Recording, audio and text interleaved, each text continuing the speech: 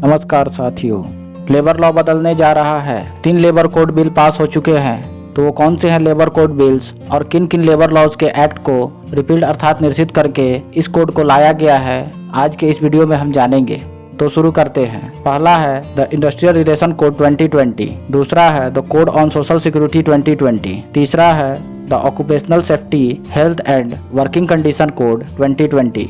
तो पहले हम इंडस्ट्रियल रिलेशन कोड 2020 को देखते हैं। जैसा कि इसके नाम से स्पष्ट होता है कि ये कोड इंडस्ट्रियल रिलेशन से संबंधित है और जो एक्ट इंडस्ट्रियल रिलेशन से संबंधित थे उन्हें रिपील करके इसे लाया गया है, क्योंकि किसी भी इंडस्ट्री को चलाने के लिए इंडस्ट्रियल पीस अर्थात औद्योगिक शांति की आवश्यकता होती है और ये तभी संभव है जब इंडस्ट्रियल रिलेशन अर्थात एम्प्लॉयर और एम्प्लॉय के बीच का संबंध अच्छा हो। इसलिए इससे संबंधित जो 3 एक्ट थे उन्हें रिपील करके इस एक कोड को लाया गया है, जो इस प्रकार है। The Trade Union Act 1926, the Industrial Employment Standing Order Act 1946 और the Industrial Dispute Act 1947। इस तरह इन 3 एक्ट को रिपील करके इनके स्थान पर ये एक code the industrial relation code 2020 लाया गया है।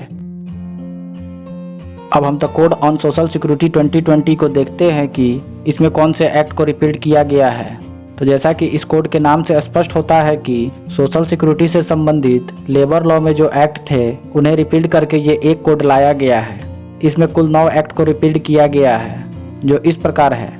The employees compensation act 1923, the employees state insurance act 1948, the employees provident fund and miscellaneous provision act 1952, the employees exchange compulsory notification of vacancies act 1959, the maternity benefit act 1961, the payment of gratuity act 1972, the senior workers welfare fund act 1981, the building and other construction workers welfare cess act 1996, the unorganised workers social security act 2008।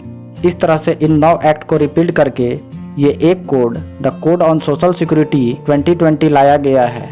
अब हम the occupational safety health and working condition code 2020 को देखते हैं कि इसमें कौन से act को रिपील किया गया है। तो जैसा कि इस कोड के नाम से भी स्पष्ट होता है कि occupational safety health and working condition से संबंधित लेबर लॉ में जो एक्ट थे उन्हें रिपील करके ये एक कोड लाया गया है।